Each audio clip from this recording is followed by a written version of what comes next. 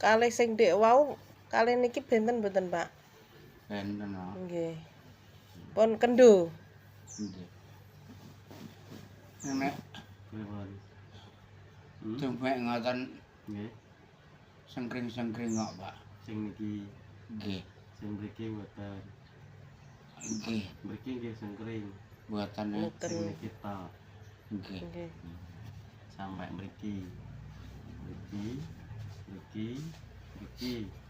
Sengkring-sengkring. Nggih.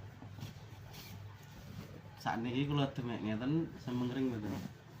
Nggih. Nggih. Kinjele Mbak, itu Pak, nuwun sewu. Efek riyen sehat, alkoholik ganteng nggih. Riyen mimik ngoten.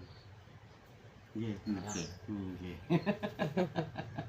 Sakniki efeke ngeten niki. Niki hubungane kalih ginjel kalih niki saluran seni. Kenapa mriku bengkak wingi sepindah. Badhe niku do kempes mboten. Keng mriki wangsul keng mriki. Nggih. Terus pipise plong. BAB-ne sur. Madarane mboten raos kaya sing sadurunge dicepeng. Enting raose teng Madaran. Ning mrikine raose sih kaya nengkal ngaten. Sampai pinggang. Nggih. Nah, niku ginjele. Efek mimik sing gak perlu dimimik. Waktu ndek nome pun kakan alkohol. Iki kangge pengeleng-eleng iku gak sehat dimimik. Ngrusak ginjel, ngrusak lambung niki lambunge do luka minangka do metu ngeten niki sing air niku minangka suhu panas.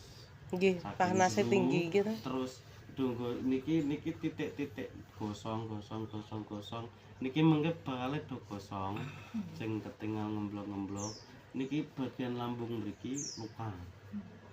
Cayane pun benten wae nggih. Bocor nggih. Nek bocor bapake gak kuat. Luka. Dadi serabut teng lambung niku sing ngiling makanan do luka. Berarti dokter niku nggih mboten pas mon. Pripun?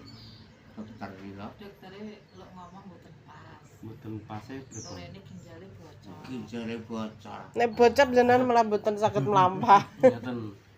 Nggih to. Benten nggih.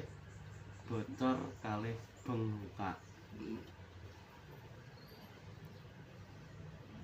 Nek RSUD Sanjaya